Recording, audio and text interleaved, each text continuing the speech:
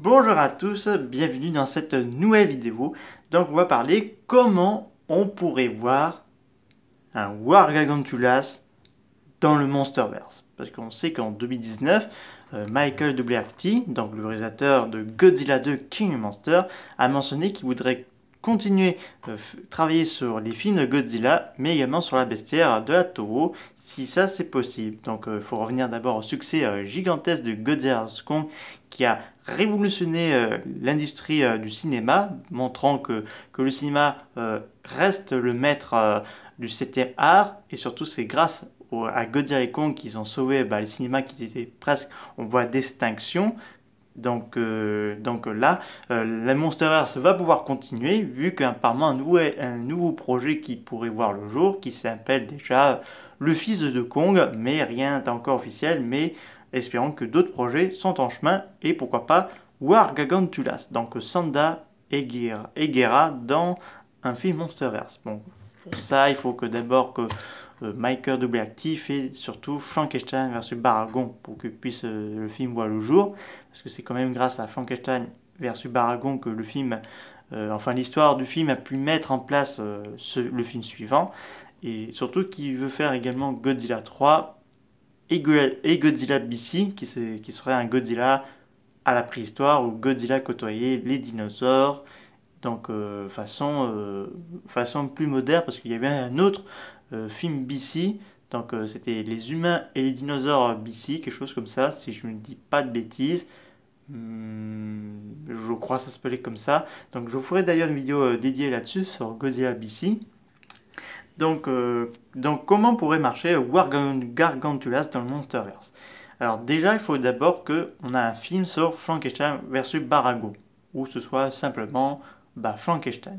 Donc tout d'abord, on n'a qu'à dire que Frankenstein serait une créature née peut-être des cellules de Kong, ou quoi pas ou une créature qui serait créée par Monarch pour protéger la planète des menaces d'extérieur, donc d'autres kaiju diaboliques.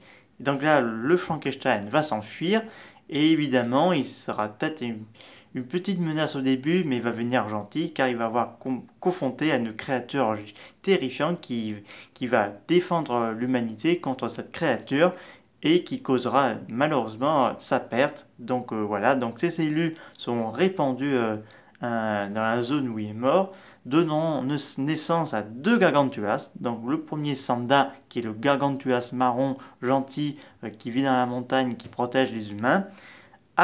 Puis le deuxième, son frère Gargantuas vert, Guerra, qui dévore les humains et qui hait l'humanité et qui vit dans l'océan.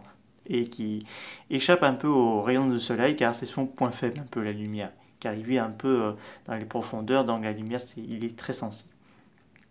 Donc ce film, donc là, Monarch va vite découvrir qu'il existe des descendants de Frankenstein, donc Guerra qui fait irruption à Monaco, donc j'ai un peu imaginé aussi une scénario, donc pourquoi pas Monaco, donc la Guerra fait des ravages non loin de la côte de Monaco, et le lendemain, la créature s'en prend à la ville, donc Monarch tente de découvrir quelles sont ses origines et pourquoi cette chose attaque, et puis on leur annonce que dans les montagnes japonaises se trouve un autre spécimen, donc le gentil Sanda, donc élevé par une jeune scientifique quand elle a découvert quand elle était jeune orphelin, Sanda, donc elle a appris à l'élever, mais la nature appelait Sanda à retourner dans son milieu naturel, donc il a grandi à l'écart.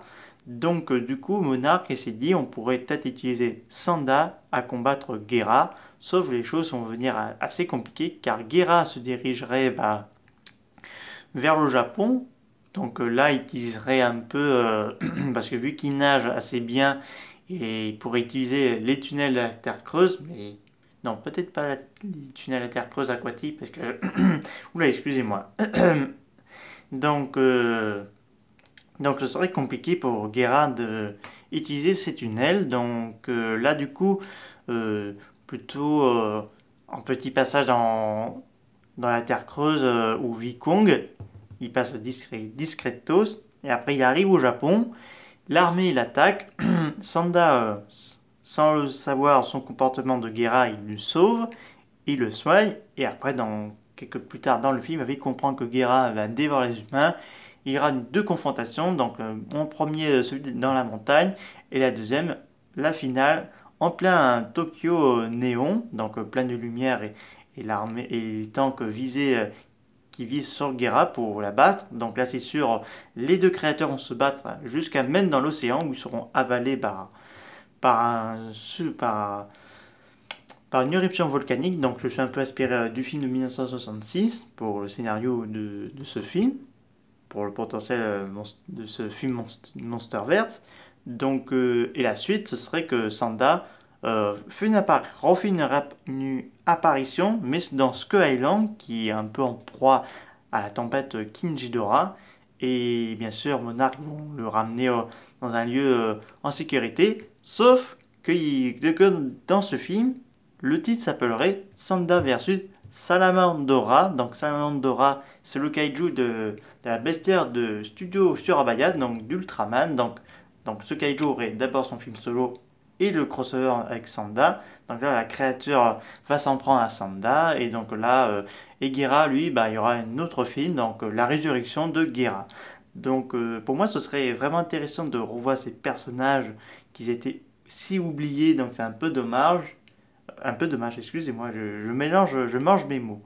Et donc je voudrais tellement qu'ils reviennent parce que c'est dommage de les laisser de côté. Je sais qu'ils sont réapparus dans des séries de Tokusatsu au Japon vers les années 70. Donc voilà. Donc j'espère sincèrement qu'ils reviendront parce que quand même Guerra c'était joué par Hayao Nakajima, donc le papa de Godzilla. Donc voilà. Donc j'espère que sincèrement qu'ils reverront bientôt le jour. Voilà, c'est la fin de cette vidéo. N'hésitez pas à me dire ça dans les commentaires. Je vous dis à très bientôt. Au revoir.